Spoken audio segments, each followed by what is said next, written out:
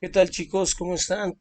Pues otra vez aquí eh, para exponer el siguiente tema que serían los logaritmos y sus propiedades. Eh, Vamos a ver qué es un logaritmo y algunas ecuaciones que se resuelven aprovechando sus propiedades. Miren, esta notación que quiere decir y igual al logaritmo en base b de x, así se lee y es igual al logaritmo de b en base x, es en realidad una pregunta que están haciendo. Quiere decir ¿a qué número y deberías de elevar a la b o base para que te dé x? ¿A qué número b deberías de elevar a la base para que te dé x? Esa es la pregunta que te están haciendo aquí. Y así se debe de interpretar, ¿no? Un logaritmo entonces es un exponente al cual debemos elevar la base b para que nos dé el argumento. De hoy en adelante esta x le llamamos el argumento. Por ejemplo, si tú tienes este problema que te están diciendo, oye, ¿me puedes decir a qué número debo de elevar el 2 para que me dé 8? Pues tú dirías, pues 3, porque 2 a la 3 es igual a 8, ¿no? Por eso te estamos diciendo que en realidad un logaritmo es un exponente. Ahora fíjate en este otro problema. ¿A qué número debes de elevar al 3 para que te dé 81? Eso es lo que significa esto. Si tú respondes 4 es porque ya sabes que 3 a la 4 pues es 81. Tú lo puedes hacer con una calculadora y te da 81. Si tienes logaritmo en base a 0.5 de 16, lo que te están preguntando que a qué número elevarías al 0.5 para que te dé 16, tú dirías pues al menos 4, porque si tomamos una calculadora y hacemos esta operación nos daría 16, ¿no? Entonces, que te quede bien claro que un logaritmo en realidad es un exponente al cual debes de elevar la base para que te dé el argumento. Por cierto, hablando del argumento, no se les olvide que los logaritmos nada más procesan números positivos. No tiene sentido encontrar valores, logaritmos de valores reales negativos, ni del cero tampoco. De ahí la calculadora te diría error, ¿no? Por ejemplo, si le dices, ¿cuál es el logaritmo natural de 3? Bueno, pues te va a dar una respuesta, pero si le dices logaritmo natural de -3, pues no, te va a decir error. Lo que nos está advirtiendo ahí es que no existe, no está definida esa función para números negativos. No se te olvide ese detalle porque lo vamos a ocupar al ratito. Ahora bien, hay dos logaritmos que se utilizan muy frecuentemente, que son el logaritmo natural y el logaritmo decimal. No sé si has visto en tu calculadora que siempre aparecen estas dos teclas, el logaritmo natural y el log de x. Cuando tú tengas esto, quiere decir que la base de esos logaritmos es e igual a 2.7183, que se le conoce como el logaritmo de Euler, o el número de Euler.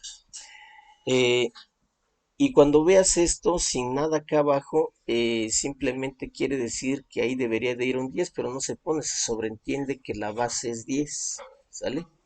Entonces, esos son los dos tipos de logaritmos que normalmente se usan en las aplicaciones. Nosotros de preferencia vamos a utilizar estos que son los más comunes. Los logaritmos entonces son exponentes y como son exponentes pues obedecen a las mismas propiedades de los exponentes. Por ejemplo, si queremos desarrollar el logaritmo de un producto en una base determinada, pues sabemos que se deben de sumar los exponentes. Por eso es que esto es equivalente a esto, ¿no? Y al revés, esto es equivalente a esto otro. Ahora bien, el logaritmo en base b de una división, pues b es igual a una resta. El logaritmo en base b de x menos el logaritmo en base b de y. ¿Sale? Y si usted tiene, por ejemplo, esto, el logaritmo en base b de x a la y, entonces eso es igual a y por el logaritmo de x. Usted puede bajar el exponente, eso es lo que nos está diciendo esto. Bien, esas propiedades las vamos a utilizar mucho en una clase posterior cuando resolvamos ecuaciones exponenciales. Entonces quiero que se las aprendan de memoria, que las repasen, que las escriban varias veces para que se les quede. No se les olvide esto, ¿sí? Esto se lee tanto de izquierda a derecha como de derecha a izquierda. Hay que aprendérselas de memoria y háganlo porque si no después no saben ni de lo que se les está hablando, ¿no? Entonces, la número 4, la propiedad número 4, dice que el logaritmo del uno en cualquier base me da cero. Es decir, porque ve cualquier base a la cero, cualquier número que sea diferente de cero y no negativo al hacer, pues te da 1. Y la última propiedad dice que el logaritmo de cualquier número, de cualquier base en sí misma es 1. Es claro, porque si tú tomas un número y lo elevas a la 1, pues te va a dar ese número, ¿no? Ok, entonces esas son las 5 propiedades de los logaritmos. Y, por ejemplo, en un primer momento se pueden aplicar para resolver ciertas ecuaciones, por ejemplo estas. En Classroom les voy a dejar un par de ecuaciones que las resuelvan para que encuentren sus soluciones. Entonces aquí me están diciendo, oye, ¿cuál sería la solución de esta ecuación? En primer lugar, me doy cuenta que es una resta de logaritmos naturales y me están diciendo que es 0.5. Entonces, me acuerdo que una resta es igual al logaritmo en esa base de una división, de la división de esos dos números, ¿no? De esto y los pongo aquí. Entonces, pues tomamos a 2x más 3 y lo dividimos entre 3x más 1 y le sacamos el logaritmo natural. Y esto es lo mismo que esto de acá arriba, ¿no? A esto se le llama la ecuación transformada. La ecuación transformada, y esto se le llama la ecuación original. ¿Vale? Y entonces nos acordamos de qué es un logaritmo. ¿Qué es un logaritmo? En este caso nos están diciendo, nos están afirmando que la base elevada a la 0.5 es esto. ¿Sí? A eso nos referíamos cuando escribimos esto. No se les olvide lo que habíamos dicho al principio. Entonces, cuando nos afirman esto es porque nos están diciendo que la base elevada a la 0.5 nos dio esto. ¿Sale? Pues calculamos con una calculadora esto, nos da unos 64 y fracción. Esto que está dividiendo lo pasamos para allá multiplicando, desarrollamos y resolvemos esa ecuación que está muy simple. Es una ecuación lineal muy simple.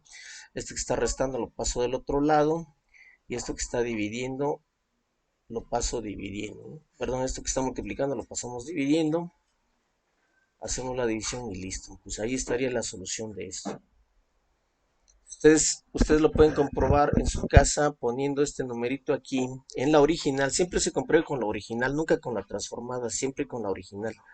Entonces, aquí, si sustituyes este número, el logaritmo de 2 por punto 4587 más 3 menos el logaritmo de 3 por punto 4587 más 1 restados me debería de dar más o menos 0.5, un valor muy cercano a 0.5.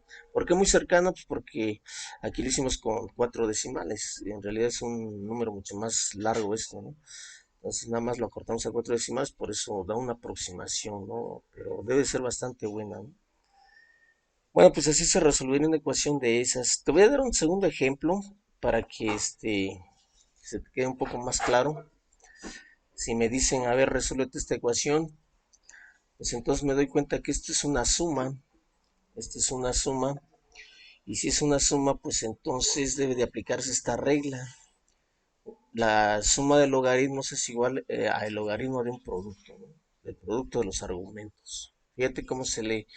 La suma de logaritmos en la misma base de dos números es igual al logaritmo de esa base del producto de esos números, ¿no? Entonces aquí si queremos resolver este problema, si queremos resolver ese problema, pues entonces escribimos a la ecuación que tú ves aquí, la transformamos en esta otra, ¿no? Debido a esas propiedades que acabamos de ver ahorita. Pero ¿qué quiere decir esto? Quiere decir que E a la 3 que e a la 3 es igual al argumento. Fíjate que ya quité el logaritmo, ¿eh? Ya lo quité. Entonces, porque hay estudiantes que siguen poniendo aquí el logaritmo, yo no sé por qué. Recuerden que esto que está aquí me está diciendo e a la 3 es igual a esto, ¿vale?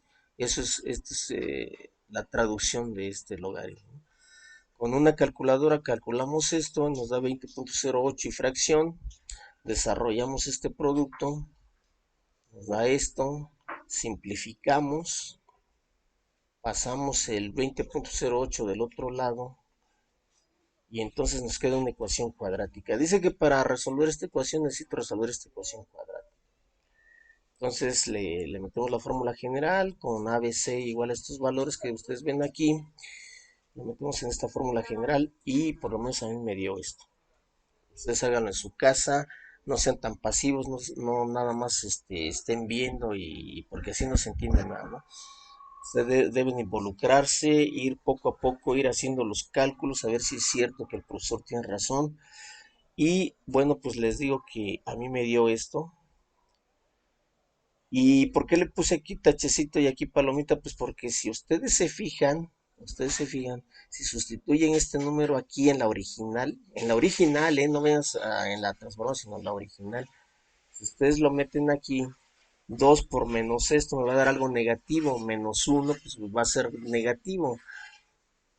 Lo mismo va a pasar de este lado, 5 por menos 1.57 más 3 pues me va a dar algo negativo. Entonces quiere decir que las dos no van a poder procesar a este número, no van a poder procesar esta expresión cuando la x es igual a este número.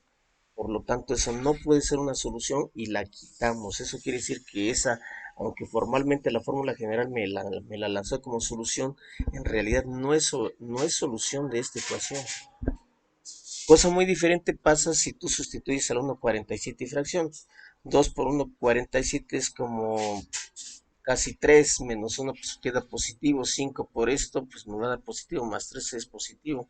Entonces dijimos que en ese caso cuando estas dos expresiones resultan positivas en el número, pues entonces sí se le toma como solución y entonces le ponemos una palomita, ¿no?